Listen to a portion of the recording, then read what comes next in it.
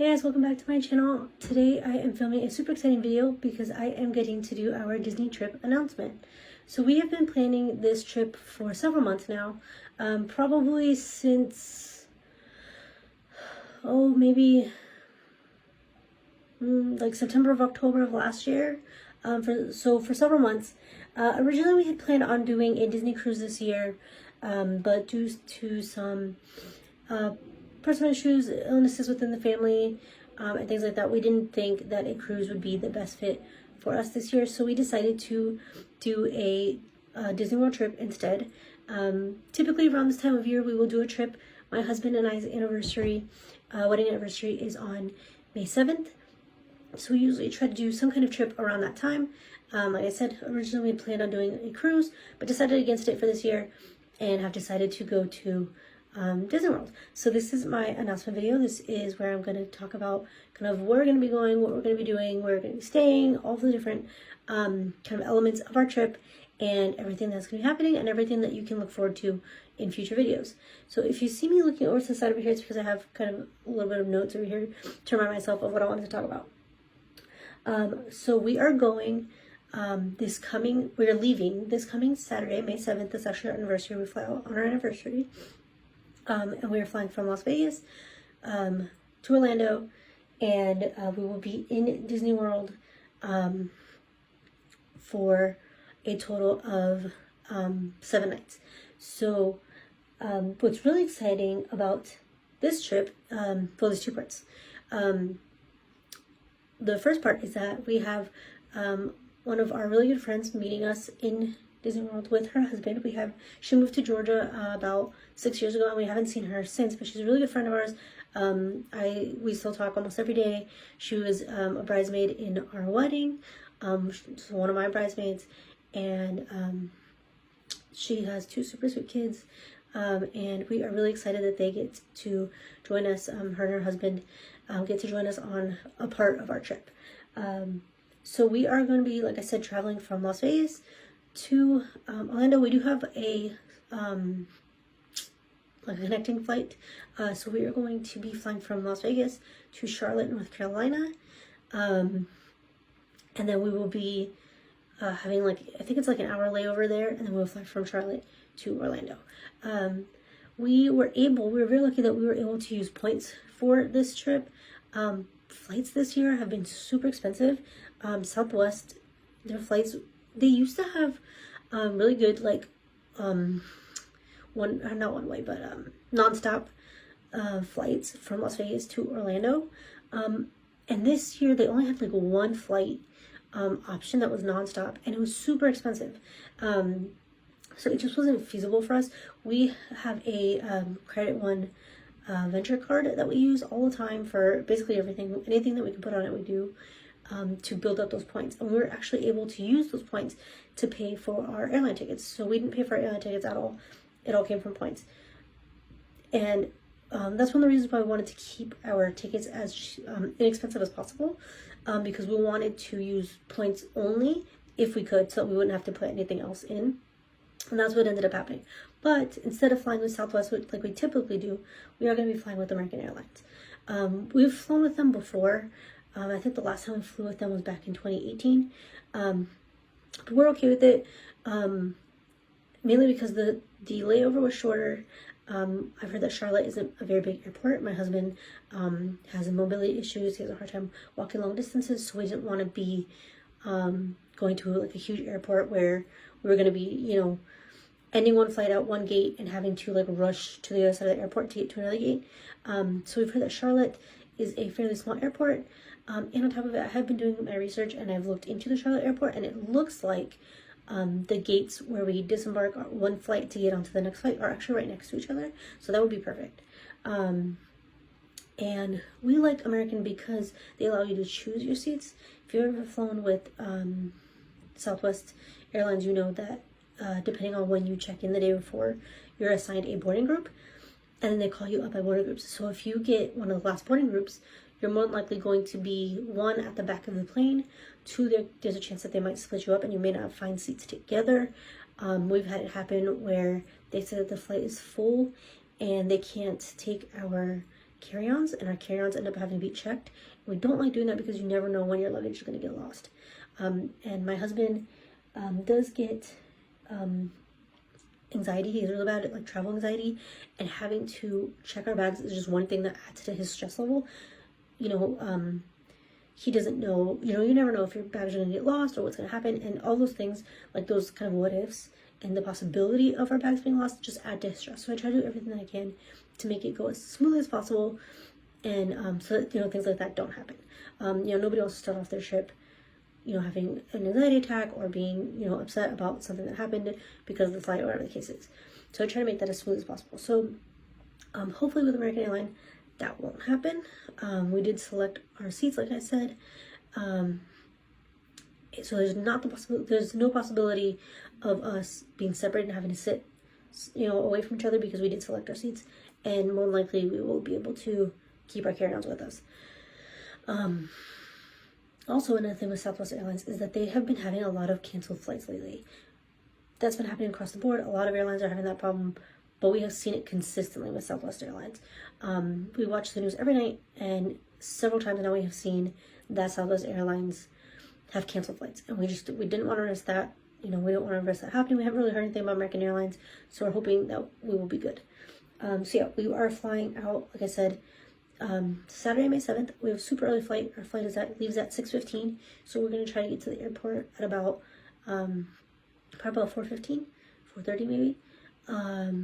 And we land in Charlotte, I believe around noon, and then, or maybe 1, and then we leave an hour later, and then we arrive in Orlando at 4:14. It says. I'm hoping that we will get there early and maybe get there by 4. We are using Mears Connect. If you know anything about Disney, you know that they are no longer doing the Magical Express. Now it is Mears Connect.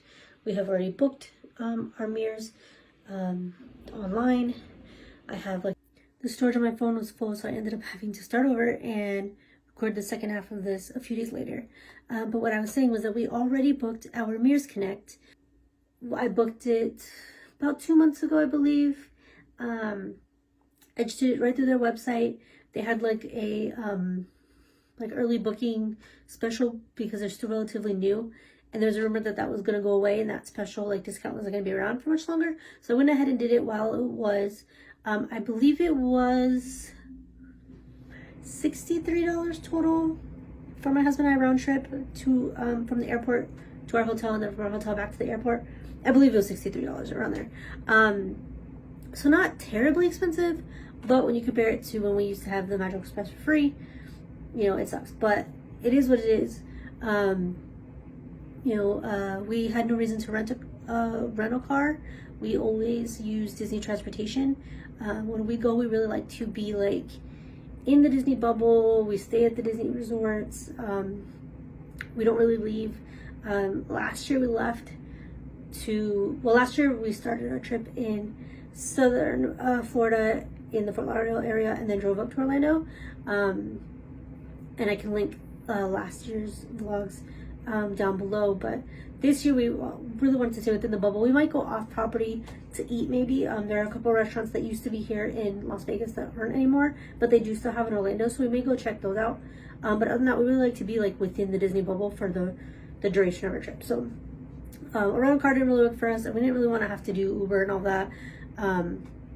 So Mears worked for us. It's basically the same thing as Disney, as the Magical Express, just now you have to pay for it. And so we went ahead and we did that. So that has been booked. And I am super excited because we are going to be staying at the Contemporary. We're staying there for 2 days. 2 of the 7 nights of our trip will be at the Contemporary. I have wanted to stay at the Contemporary for as long as I can remember, since I was a kid. We used to go in all the time, and I loved how the monorail, you know, ran through the interior of the hotel. That was so cool, especially, you know, as a kid. I remember the days when the glass, the interior of the hotel was not encased in like the glass sides. They used to be open.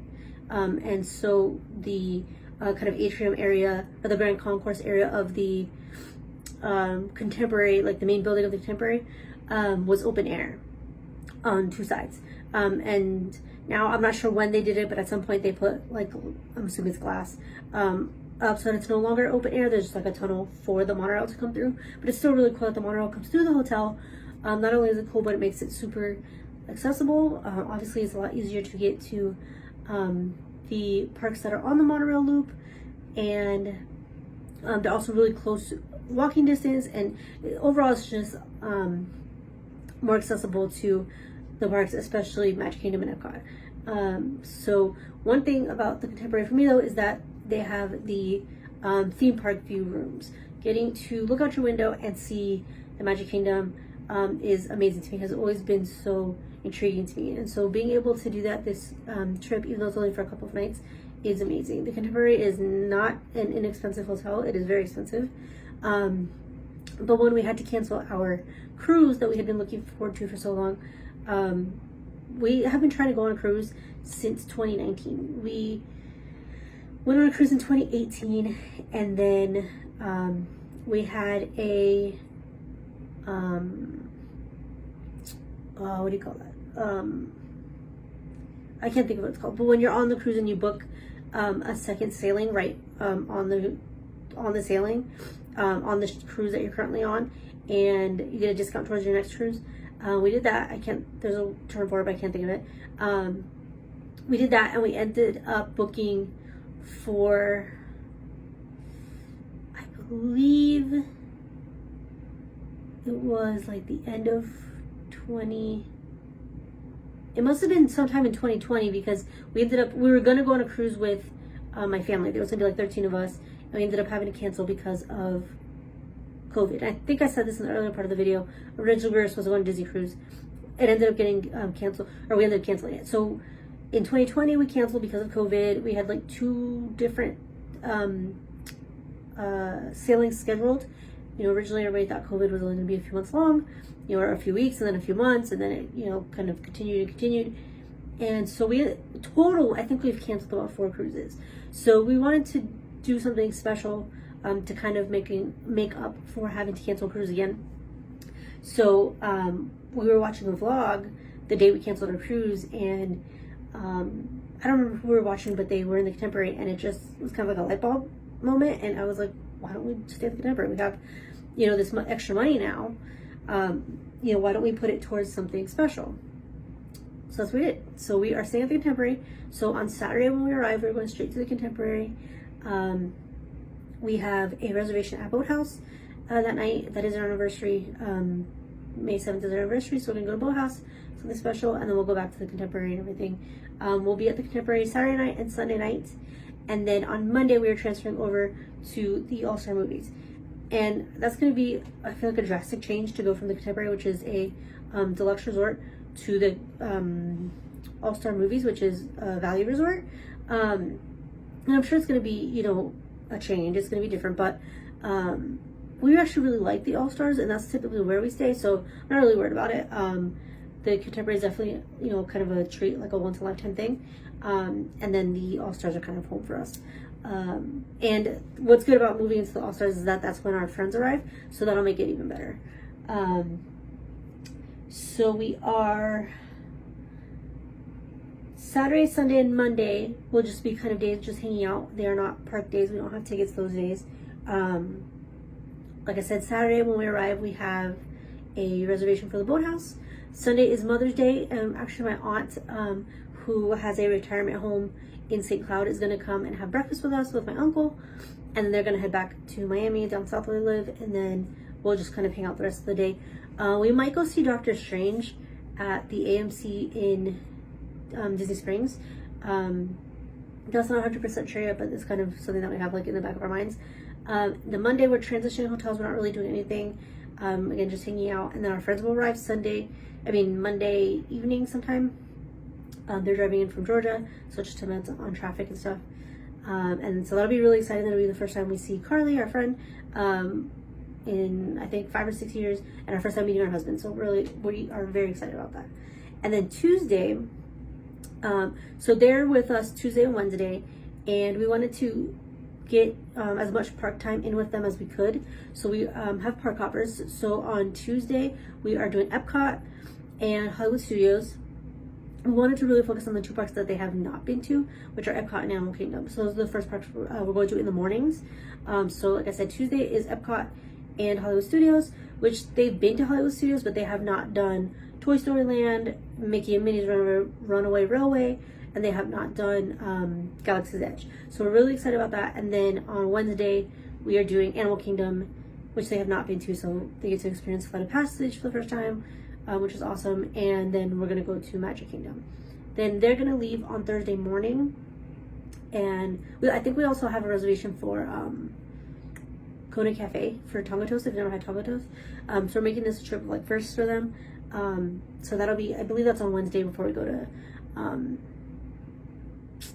Animal Kingdom.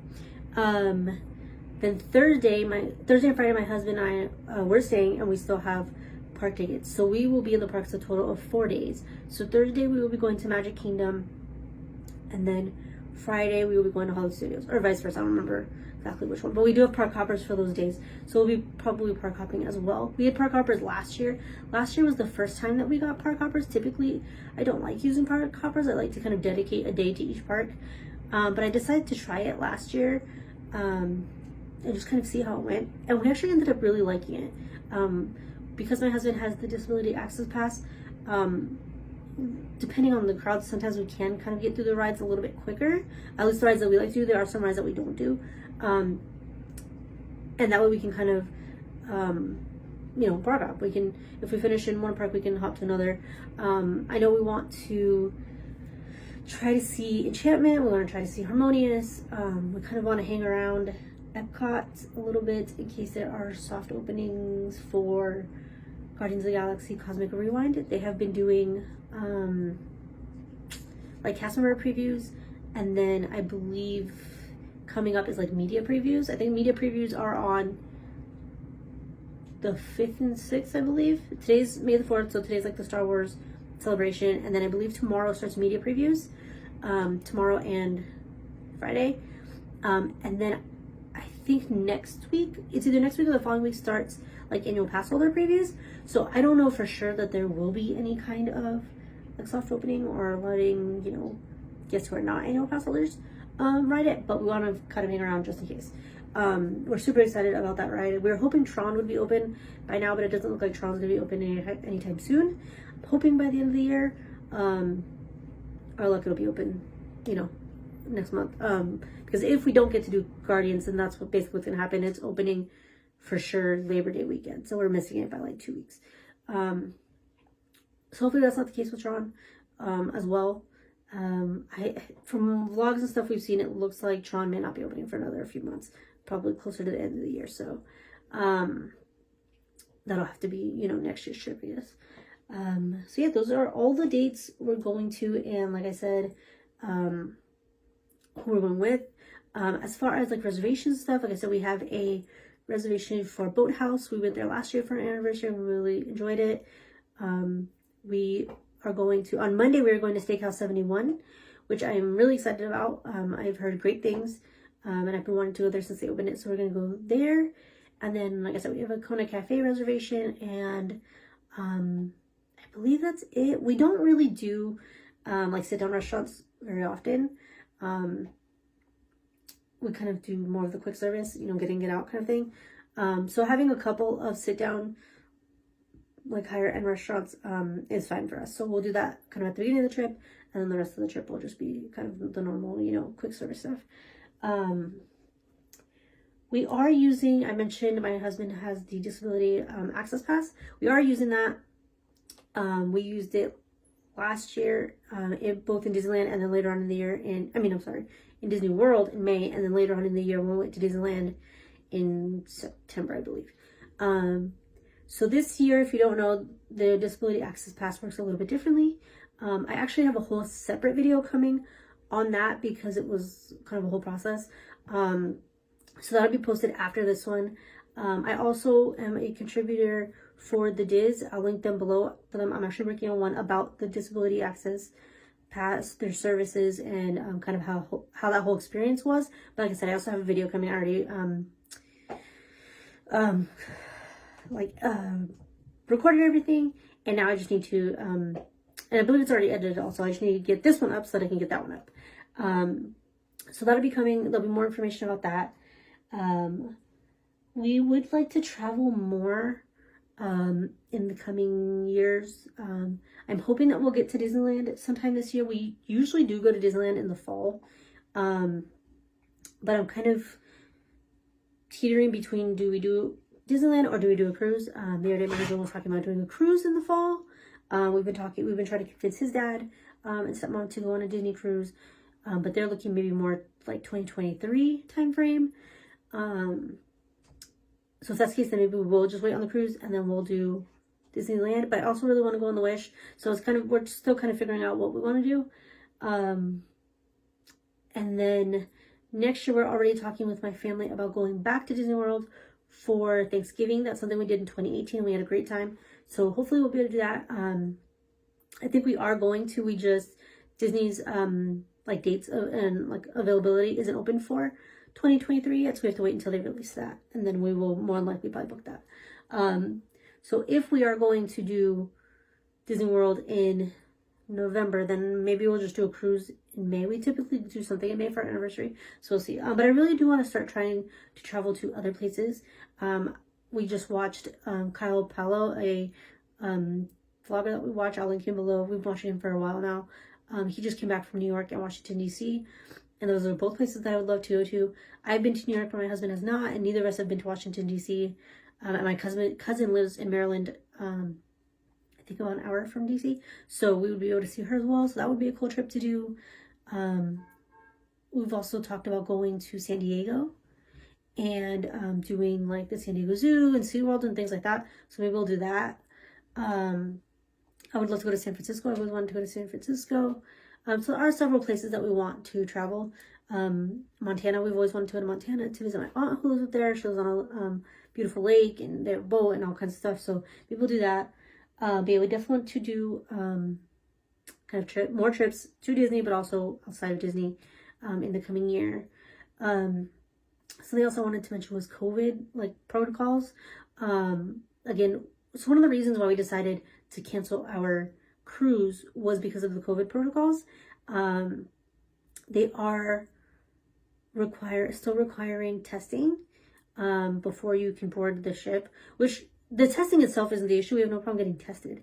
It's the fact that there's a chance that we could test positive and not be allowed to board.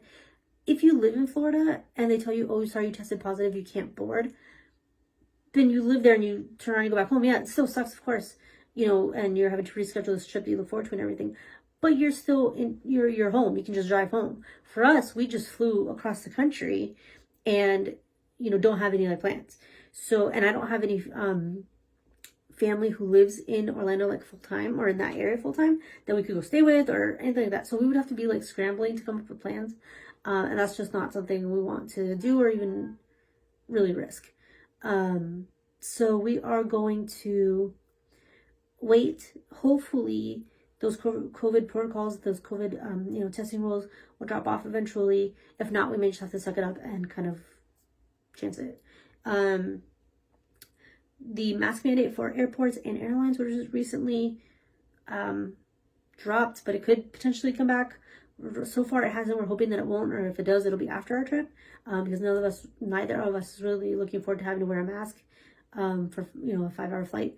So as of right now, we don't have to. Hopefully that'll stay the same. Other than that, there aren't really any COVID protocols that would really affect us. Disney isn't requiring masks anymore, anything like that. So I'm hoping to get this video uploaded. Today is Wednesday, probably tomorrow, and then my DAS pass video will go up. Tomorrow's Thursday, on Friday, and then probably I will have 2 weekly vlogs to go up next week, probably while we're gone. And then the actual like travel day vlog or packing, and then travel day. So I'm hoping to do a packing video, a travel day vlog, and then a vlog for each day that we're gone. So it would be Friday, Saturday, Sunday, Monday, Tuesday, Wednesday. So it would be a total of like 9 days, 9 vlogs for this series for this year. So I'm hoping to get those up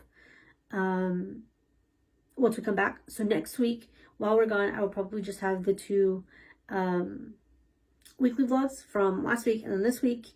And then the following week we'll start the travel vlogs. So yeah, that is everything for now. I'm super excited to make this announcement. Like I said, we've been planning this for a while, and we've been trying to go on this trip for a while. We wanted to go in the fall of last year and we couldn't. Yeah, I am really excited to share this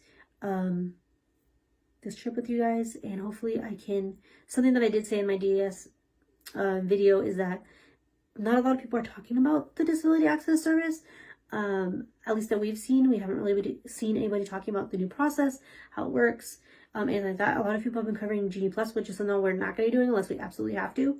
We may do it, we may purchase a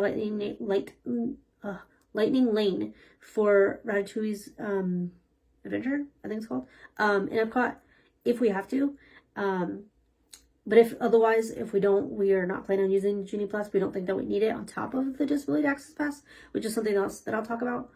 But yeah, I kind of want to bring light to that because I feel like some other people aren't, or other people aren't, and this, you know, kind of set me apart a little bit. So yeah, I hope that you guys enjoy this announcement, enjoy the information on the Disability Access Pass, and then enjoy seeing our trip to Disney World for 2022.